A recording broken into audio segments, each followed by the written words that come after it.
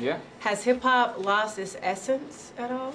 Nah, I don't think. I mean, it's still there. I mean, even if people talk bad about hip-hop now, you know, they say it's kind of went to a certain kind of party thing and all this kind of stuff.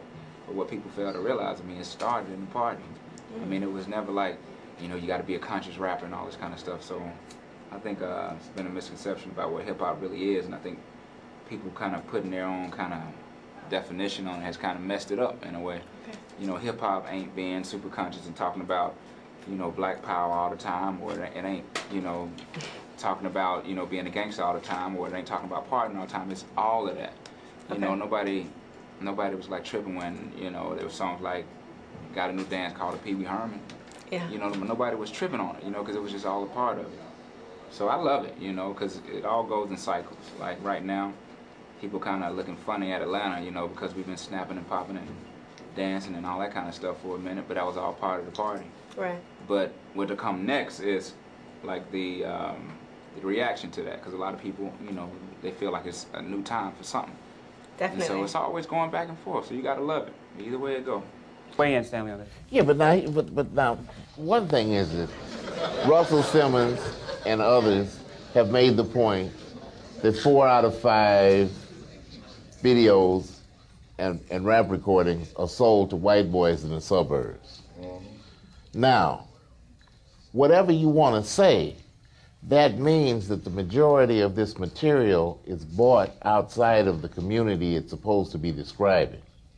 So, that community obviously likes these jigaboo, buffoon, gold-toothed, tattooed, bling-wearing guys killing each other, selling drugs. They like that image. Well, and so wait, no. Now here's the thing. Well, wait a minute. Oh, sure, go ahead. Because I'm one of them gold too. Now, yeah, I know. I got 2 of them. I know it.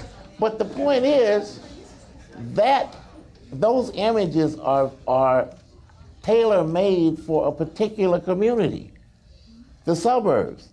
And see, that's the issue, it seems to me. So you're going to what Chuck said earlier about the fact that people and their image are being marketed for another group of people. I want to get to Mike on this real quick. Mike, weigh in real quick for me. I mean, a lot of people try to hide what's really going on in the streets. I mean, they going after hip-hop because we're addressing what's really going on in the streets that people try to hide. I mean, when you watch news, they hide everything that's going on. They hide it. I mean, you know what I'm saying? I mean, when you actually sit back and watch TV, they hide what's going on. You know what I'm saying? They'll edit, they cut, they chop. You know what I'm saying? And we as rappers are the only ones that's really letting people know what's really going on. And like Nelly said, I mean, the video, you got some for adults, you got some for kids. You know what I'm saying? You got some. I mean, that's why it's called BET Uncut. Uncut. It's uncut. You don't let your kids watch that uncut. You don't let your kids watch that. When you go in a hotel, they got flicks. You know what I'm saying? And when you lay down, you do what you do. But Mike, you know what I'm saying? But wait. I mean, and though we real. I mean, you know. And though we know that they cut BET Uncut. Right. Well, I don't want Stanley to get off the hook here. They cut it because of stuff like this. No. But look, they cut it because of stuff like this. See, it's what you call entertainment. When Hugh Hefner was doing it way before us, it was never no Playboy Against America. You know what I'm saying? But then you got songs where you want to talk about. You know what I'm saying? You got songs where, like Nelly, he does songs that's entertainment. That's something that everybody can listen to. But then you're a grown man at the end of the day too. I mean, I know me. I go to strip club, I like to have fun. Well, I don't. All right, but hold on. Wait.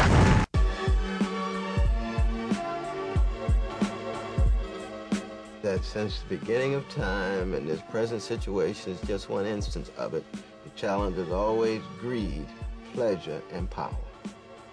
More money, more stimulation, more status. All of them idolatrous in the end.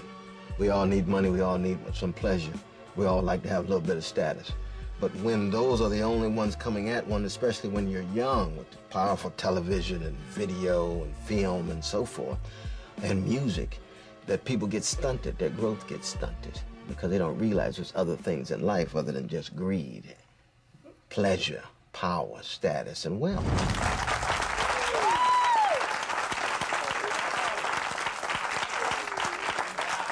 I don't want to get off where Stanley was. I don't want to because get there off was there was a value placement. There was a value placed on who is in this music and who it's marketed to. For I need to come back to What I want to say, you. just briefly, is that the same thing that we talk about with who listens to hip-hop in terms of race, it's also gender. So many women listen to hip-hop, and I feel like we're fundamentally disrespected every day. The question is, why do we keep buying it?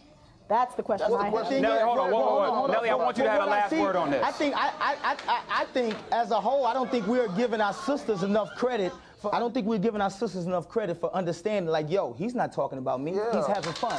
Oh, yeah. You see what I'm saying? I don't think we're giving our sisters enough credit. It's all those other B's and H's, not me. No. I'm just saying, I just don't think we're giving our sisters enough credit. I just don't. I think at the same time. So it's not about anybody? Everybody is not her? No. Wait a minute. Wait a minute, Holmes. I think it goes back to the freedom of expression. You feel me? If you look at what's happened out here as far as with the border control, you had the riots with the Mexicans protesting against the police. You saw the police brutality of everything that was going on. Now, if you'd had one of those young Mexican brothers go to the studio and make a song called F the Police, because he just had his head beat last night, beat in by the police, then we should understand why he's doing this. He's saying, yo, why are you making this song? It's because, yo, I just saw the police beat my little brother down in the street. I just saw the police hit me over the head with a flashlight. So obviously I have a passion right now to go in the studio and say, you know what? I'm not going to take this no more. Now, resulting to the question of what you're saying as far as political, if I come in the house and I'm married, and I come in the house and my wife is in the room with 3 other guys, I have a right to go to the studio that night and say, yo, I hate this beat. Wait.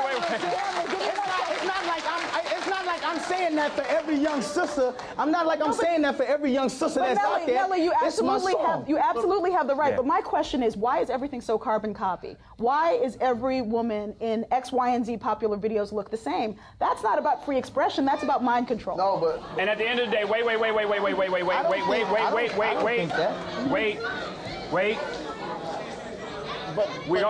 gonna have to move on to the next subject because I've heard everything that's been said. And at the end of the day, the problem that I have is we're still not talking about how do we control the distribution of our own stuff. And whether it's marketed to white America or marketed to the rest of the world, we're not the ones really making the money on it. Nelson, before we get out of here, talk to me about how do we begin to go from just being independent labels to being independent distribution machines that really deal with the dollar value in hip-hop and it coming back to the people who really create it. Well, look, the bottom line is that this is beyond this. The economic models we're talking about don't exist anymore. The record business is a dinosaur. Right. Period. So we're talking about the internet, we're talking about alternative means, the ways in which hip-hop and in fact anybody can profit from music. We don't even know right now, quite honestly, because we're still figuring it out. I mean, but the interesting thing, one of the models that is obvious, and it goes right back to this idea of who controls it. Corporations are sponsoring tours. Corporations are sponsoring, a guy like Nelly, say, Hennessy might say, I'm going to put him on a 40-city tour or whatever. So you're going to see more and more corporate relationships with hip-hop. It's not going to get lessened, it's going to get more intense. Well, all right. Hold on, y'all. Nelly, I gotta go on this. I gotta go on this. I got to. We're not keeping the show honest because we're not keeping it honest. Be honest for me. Be honest for me. We have to be honest because, I mean, let's not act like we haven't grown. Let's not act like we have more black billionaires today now than we have ever had in this country, period. You feel what I'm saying? The only reason that we do have this. All right, What you say? Bitches, hoes, and pimps. We still got to deal with that. Of course. Now it's not just about a girl, it's about body parts. It's about who's got the biggest booty.